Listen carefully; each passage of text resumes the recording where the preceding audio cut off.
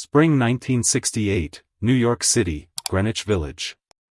The air was thick with the scent of expensive wine and intellectual smoke inside the brownstone apartment of a prominent music journalist. Jimi Hendrix was at the peak of his commercial fame. Are You Experienced had established him as the undeniable electric guitar god, the man who could make a Fender Stratocaster not just wail, but weep and speak in cosmic tongues. His live shows were legendary, loud, explosive, psychedelic experiences where spectacle and genius were indistinguishable. Yet, for all the acclaim, a silent, persistent critique followed him like the hum of a cheap amplifier. He was all spectacle and no substance. Take away the volume and the effects, they'd say, and what is left? Bob Dylan, the spiritual and lyrical conscience of the generation, had heard these criticisms.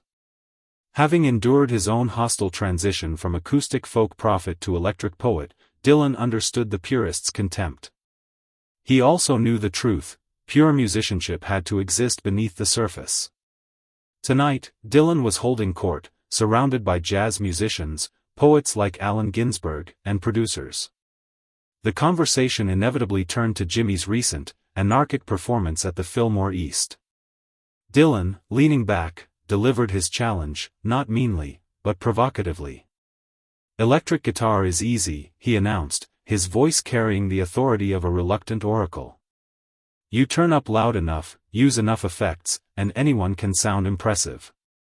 The real test is acoustic. Just you and the guitar. Nowhere to hide." The room fell quiet. Everyone knew Jimi was sitting in the corner, nursing a drink. He was not one for confrontation, but he could not abide dismissal. The acoustic challenge was not just a musical dare, it was a challenge to the very authenticity of his artistry, a question mark placed over his entire chaotic career. Jimi's eyes fell upon the object of the dare, a beautiful, untouched Martin D-28, the classic acoustic workhorse, sitting innocently in the corner. It represented the purity of the music that Dylan demanded. "That guitar over there work?" Jimi finally asked, his voice quiet but clear. Dylan offered the guitar with a slight smile, saying, "Be my guest. Let's hear what the electric guitar god can do when you take away his electricity." Jimi stood up, walked over to the Martin, and picked it up. This was the moment the non-musicians in the room, the poets and the journalists, missed entirely, but every guitarist present immediately understood the monumental flaw in the challenge. The Martin D-28 was strung right-handed, meaning the thinnest, highest-pitched string, the high E, was on the bottom, closest to the floor, and the thickest, lowest-pitched string, the low E, was on top. Jimi, a natural left-hander, did not simply flip a right-handed guitar and play it upside down like many casual players might attempt. Jimi had always reversed the strings. His unique technique relied on having the bass strings on top, where his thumb could easily mute or strike them downwards, and the treble strings on the bottom, allowing his fingers to bend them upwards with maximum leverage. It was a foundational, non-negotiable part of his sound. Playing the Martin as it was strung, with the low E string on the bottom and the high E string on top, would completely invert his technique, rendering his unique fingerpicking style impossible and musically nonsensical. Jimi sat down, adjusting the beautiful, expensive guitar on his lap. The room watched, expecting him to launch immediately into a blues standard. Instead, Jimi spent an agonizing minute inspecting the tuning pegs and the bridge pins. He gently ran his fingers over the strings, testing the tension and the order. His expression, usually calm, tightened with concentration. He was staring at a physical, mechanical barrier that had to be resolved before the musical challenge could even begin. The challenge was not to play a guitar, the challenge was to play a guitar that, physically, was trying to sabotage him. The room grew silent, the initial buzz of anticipation turning into confused stillness. Why the delay? Dylan remained inscrutable, but Jeff Beck, sitting nearby, whispered to a friend, "He can't play it. The strings are upside down. It's impossible for him." The tension shifted from artistic rivalry to a battle against mechanics. Jimi was being forced to either violate the fundamental principle of his technique or admit technical defeat to a physical constraint. Jimi looked up, surveying the room. He could have played a simple chord or two, faked it, and retreated. But that would have validated Dylan's criticism, flash over substance. He had to honor the commitment to his technique. He took a deep breath, placed the guitar gently on the floor, and looked at the music journalist, the owner of the instrument. "Do you happen to have a spare set of acoustic strings?" he asked, his voice low and apologetic. The request was baffling to the non-musicians. Why strings? The guitar already had them. The very act of asking for new strings was Jimi's public, subtle declaration that his unique, upside-down technique was not a gimmick, but a fundamental technical necessity. The journalist, flustered, searched his apartment and produced a dusty, sealed pack of bronze-wound acoustic strings, a small, $4 packet that suddenly held the entire weight of the rock music world. Jimi accepted them with quiet reverence. He placed the Martin D-28 on its back across his lap, and began the delicate, agonizing process of restringing the instrument right to left, low to high, completely reversing the setup. Restringing a guitar is normally a solitary, 5-minute chore. Doing it under the intense scrutiny of the era's greatest musical minds, with the tension of a public duel hanging in the air, transforming an expensive, right-handed instrument into a left-handed mirror, was a performance in itself. Jimi worked meticulously. He patiently loosened the machine heads, carefully pulled out the bridge pins one by one, and began removing the strings in reverse order, coiling them neatly on the carpet. He used his teeth to grip the ends of the new strings as he threaded them through the tiny holes of the bridge and wrapped them around the tuning pegs. Every tedious turn of the tuning key, every awkward wrapping of the wire, was a public demonstration of his absolute commitment to his own, unique truth. The delay stretched past 20 minutes. The wine glasses were refilled. The jazz musicians started a hushed, intellectual debate about the theoretical implications of inverted string order on tone. Dylan watched, unmoving, his initial provocative smile replaced by an expression of deep, silent contemplation. He understood now. The challenge was not just to play, the challenge was to physically dismantle and reconfigure the instrument to meet the artist's unique physical and sonic demands. He was witnessing Jimi's core philosophy demonstrated not through noise and fire, but through patience and technical labor. Finally, the new strings, the thinnest treble E now on top, the thickest bass E now on the bottom, were anchored. Jimi began the tuning, a process made difficult by the fresh, stretching strings. He worked slowly, deliberately, bending the strings, letting them settle, and returning them to perfect pitch. The sound of the new strings pinging, vibrating the hollow mahogany body of the expensive Martin D-28, filled the room. The room felt like a sacred space, witnessing a profound, deliberate act of creation. When the tuning was complete, the air snapped with renewed anticipation. Jimi did not play one of his own flamboyant hits. He did not play a loud blues standard. He played Bob Dylan's All Along the Watchtower, a song that had been released just months earlier on John Wesley Harding. The original was stark, minimal, almost claustrophobic. Jimi had just spent 30 minutes dismantling and rebuilding the instrument to play it. He started with the finger-picking pattern, delicate, precise, unamplified. No pick, just fingers and thumb working in tandem, creating the rhythm and melody simultaneously.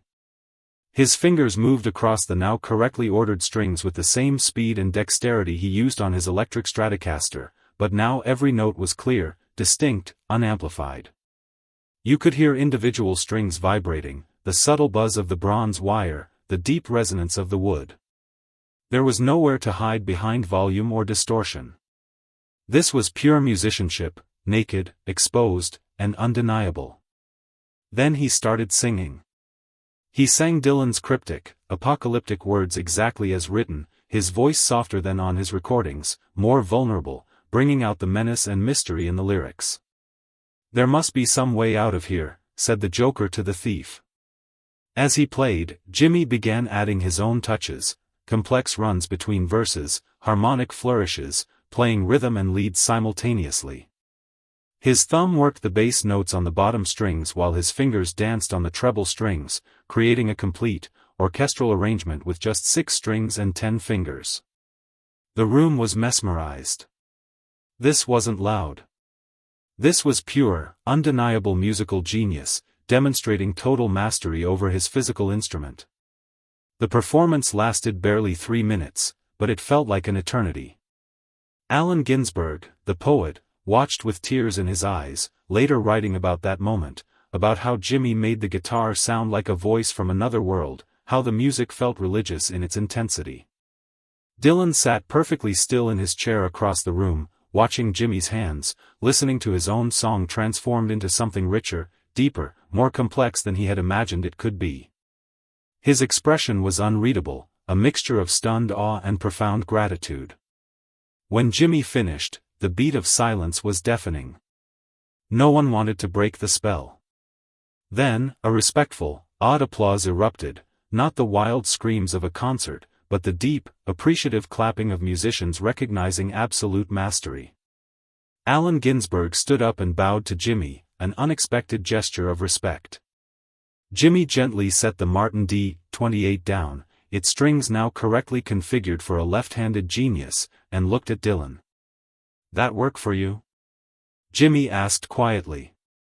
Dylan didn't answer right away. He stood up, walked over to Jimi, and sat down next to him. "Where do you learn to play like that?" Dylan asked quietly. "Same place you did, probably," Jimi replied. "Listening to old blues records. My first guitar was acoustic. Couldn't afford an electric. Learned every Robert Johnson song I could find. Learned how he made one guitar sound like a full band. That was my foundation. Electric guitar was just amplifying what I already knew how to do." Dylan nodded slowly, processing the admission of the technical barrier and the depth of Jimi's roots. "I owe you an apology," Dylan said, his voice low and sincere. "I dismissed you as flash without substance. I thought the volume and the fire were compensation for lack of real musicianship. I was wrong. I was very wrong." Jimi responded with generosity, acknowledging he loved the spectacle, but confirming that it wasn't the sum of his identity. "You just added volume to your truth," Jimi concluded, echoing the truth of Dylan's own move to electric. The conversation deepened, turning to the song itself. Dylan asked if Jimi had been working on that arrangement. "Never played it before tonight," Jimi said. "Heard your version. Loved the song. Just now I was figuring it out as I went. I heard how I might do it differently. Let my fingers find the spaces." Dylan looked stunned by the casual genius of the improvisation. He sat back, took a long breath, and delivered the ultimate compliment and the challenge's final resolution. "You should record it," Dylan said firmly. Jimi hesitated. "It's your song. Wouldn't be right." Dylan shook his head slowly. "You should record it. That's not my song anymore. That's your song. What you just played, that's the definitive version. I want to hear you do that with your band, with your sound. Take it. Make it yours." 3 months later, in September 1968, Jimi recorded All Along the Watchtower with the Jimi Hendrix Experience in London. He took the acoustic arrangement he'd improvised that night, the unique rhythm, the complex flourishes, the vulnerable urgency in his voice, and translated it to electric guitar, layering it with his signature wah-wah effects, sustain, and power. The structure, however, the very soul of the song, came from that raw, acoustic performance.